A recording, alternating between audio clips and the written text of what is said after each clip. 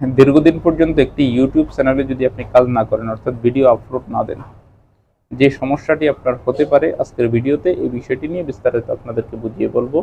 আমি মনে করি আজকের এই ভিডিওটি আপনাদের জন্য খুবই দরকারি, খুবই উপকারী এবং খুবই প্রয়োজনীয় একটি ভিডিও। ভিডিওটিকে না টেনে একটু শেষ পর্যন্ত দেখবেন।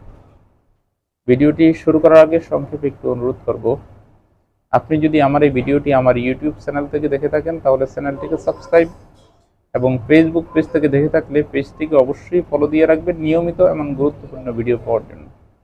চলুন তাহলে কথা না বাড়িয়ে ভিডিওর মেইন আলোচনায় আসতে পারি।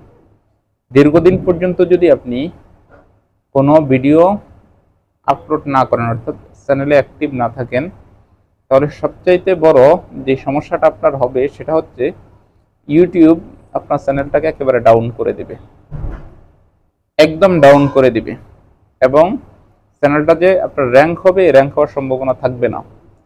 কারণ আপনি যদি অ্যাক্টিভিটি চ্যানেলে না থাকেন তাহলে ইউটিউব মনে করবে যে আপনি কাজ করা ছেড়ে দিয়েছেন এই চ্যানেলে।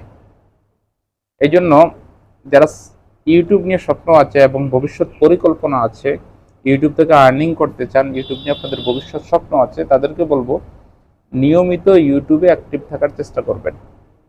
নিয়মিত যদি আপনি ইউটিউবে অ্যাক্টিভ থাকেন তাহলে অবশ্যই ইউটিউব আপনার ভিডিওগুলো ভাইরাল করবে, চ্যানেল র্যাঙ্ক করবে আপনার। আর যদি নিয়মিত অ্যাক্টিভ না থাকেন তাহলে কিন্তু আপনার চ্যানেলটা ডাউন হয়ে যাবে।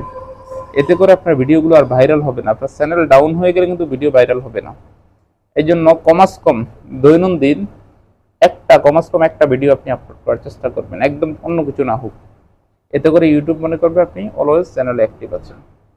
আশা করি বিষয়টা বোঝাতে পারছি, উপকৃত হবেন যদি মেনে চলেন। ধন্যবাদ। আসসালামু আলাইকুম রহমতুল্লাহ।